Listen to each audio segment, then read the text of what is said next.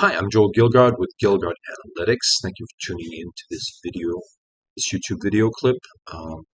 In the tutorial we're going to be covering is international real estate prices and rents. We cover off 24 countries, more or less maps, what we call mature stock markets around the world. So there's a YouTube tutorial on that as well. There's also a file that we have out on websites. So this looks at, and it's not perfect because some of the data is being pulled from different sites. They use different criteria, but it'll give you an approximation, and at least because we have historical going back some years as well. But it looks at about 120 square meters, basically a smaller three bedroom in a city center. So this would be like West New York, Washington D.C., etc. And currently, Hong Kong, Singapore. So the Far East is very expensive. Europe, you have Switzerland, which is the most expensive.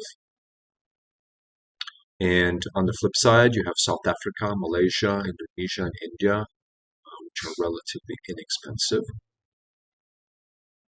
And this is always, the most important number is the price to rent. And they're actually, even though houses aren't the most expensive in South Korea, you're not getting very much rent. So this is the equivalent. I call it the PE ratio, but it's the price to rent ratio.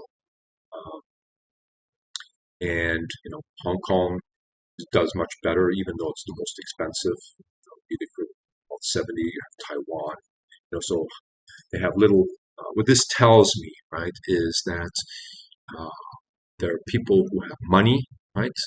Very few people have money. They're buying up real estate, protecting them against the government, protecting them against inflation.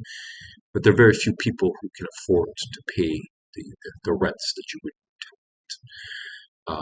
Now there are some exceptions. The U.S. is actually very valid. You get good value for your money in the U.S., and I tend to agree with that. You get a lot of space anyway. And there are many very nice, very elegant houses in the U.S., South Africa, and then you have middle Australia, Belgium, Indonesia, Italy, Malaysia, Netherlands, etc.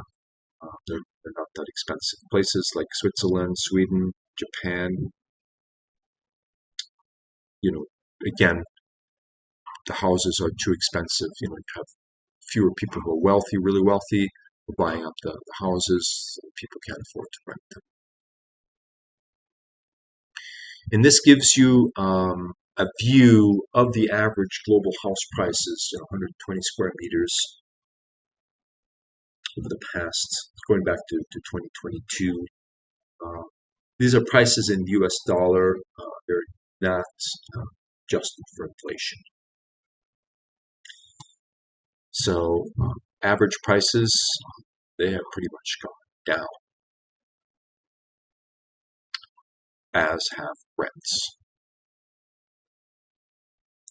And you can go in and look here. You'll have the different countries. You have the price per square meter, rent, the house price, the yearly rent. You get the price to rent ratio. Lots of charts. Pretty much what we covered it. So I hope you felt that this tutorial on international real estate prices and rents was helpful. Please let me know if you have any questions or comments. Thank you.